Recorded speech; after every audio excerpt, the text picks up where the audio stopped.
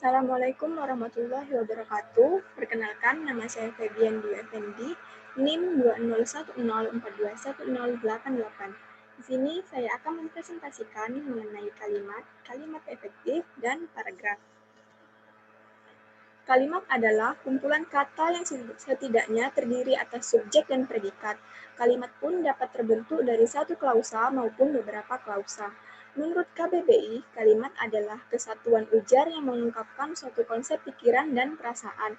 Kedua, perkataan linguistik, dan yang ketiga, satuan bahasa yang secara relatif berdiri sendiri, mempunyai pola intonasi final dan secara aktual maupun potensial terdiri atas klausa. Ciri-ciri klausa yang pertama merupakan satu kesatuan bahasa yang memiliki fonem dan morfem. Fonem adalah bunyi pada sebuah bahasa yang membedakan makna dalam sebuah kata, sedangkan morfem adalah bentuk bahasa yang mengandung arti pada sebuah kata. Kedua, dapat berdiri sendiri meskipun tidak ditambah dengan kalimat lengkap. Tiga, mempunyai pola intonasi akhir. Empat, adanya huruf kapital dan tanda baca dalam sebuah kalimat.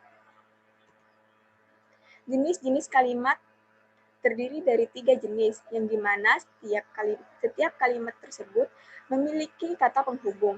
Kalimat pertama, yaitu kalimat majemuk setara, yang dibentuk dari 2 atau lebih kalimat tunggal. Kedudukan tiap kalimat sederajat. Contoh kalimatnya, muridnya kaya tetapi ia sendiri miskin. Kedua, kalimat majemuk bertingkat, yaitu berbeda konstruksinya dengan kalimat majemuk setara. Contoh kalimatnya, dia datang ketika kami sedang rapat. Tiga, kalimat majemuk campuran merupakan gabungan dari kalimat majemuk setara dan kalimat majemuk bertingkat. Contoh kalimatnya, kemarin ayah pergi ke Surabaya sedangkan ibu pergi ke Malang. Bagian-bagian kalimat, subjek dan predikat. Subjek berfungsi sebagai inti pembicaraan, sedangkan predikat berfungsi sebagai penjelasan terhadap subjek. Contohnya, engkau belajar dengan tekun, di mana kata engkau merupakan subjek dan kata belajar merupakan predikat. Kedua, objek dan keterangan. Objek dan keterangan adalah dua bagian yang sering muncul untuk melengkapi predikat.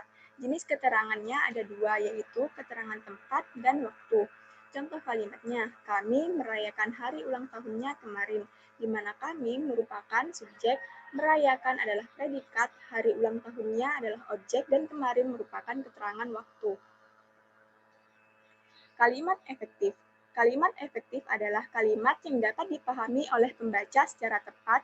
Dengan kata lain, kalimat efektif adalah kalimat yang dapat mewakili pikiran penulis atau pembicara secara tepat sehingga pembaca memahami pikiran tersebut dengan mudah, jelas, dan lengkap seperti apa yang dimaksud oleh penulis atau pembicaranya.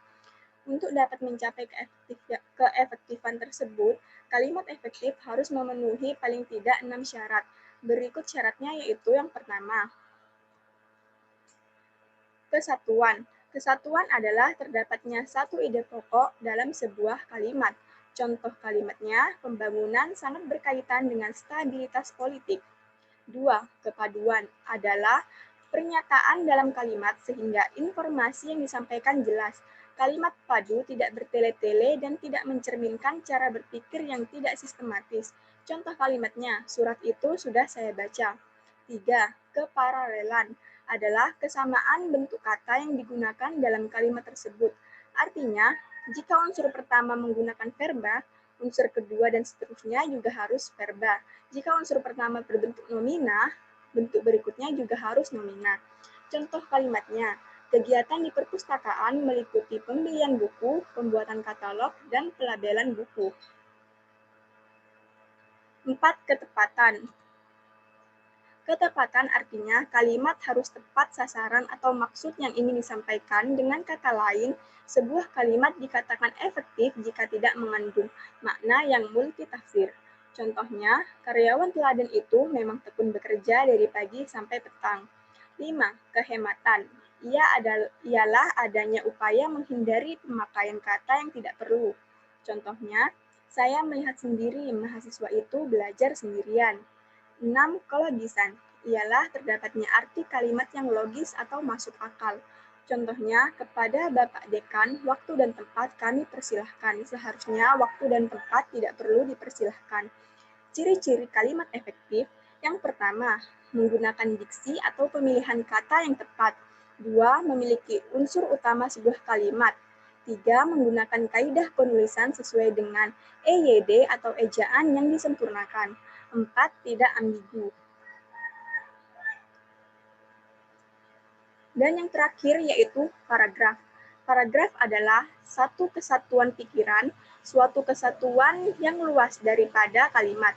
Dalam upaya menghimpun beberapa kalimat menjadi paragraf, yang perlu diperhatikan adalah kesatuan dan kepaduan.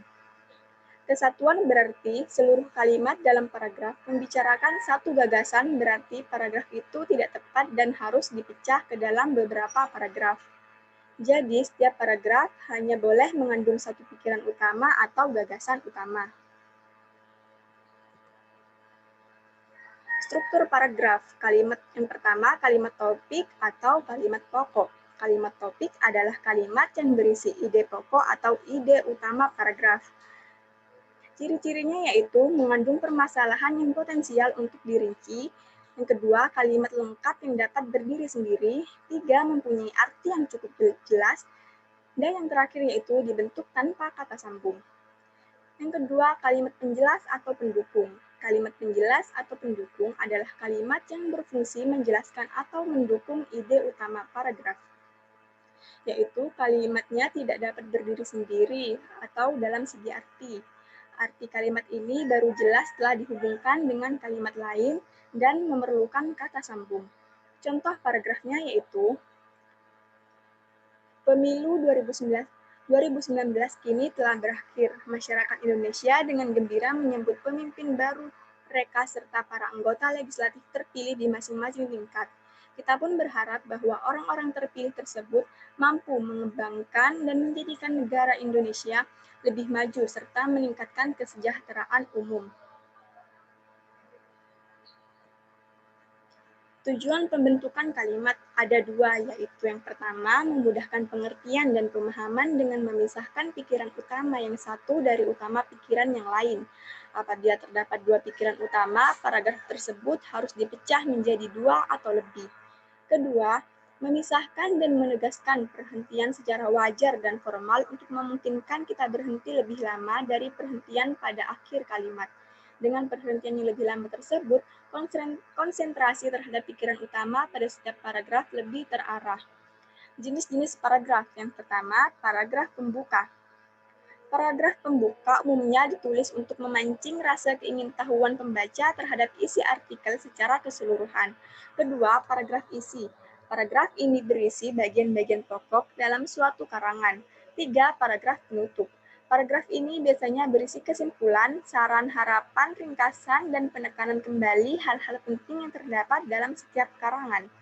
Keempat, paragraf penghubung.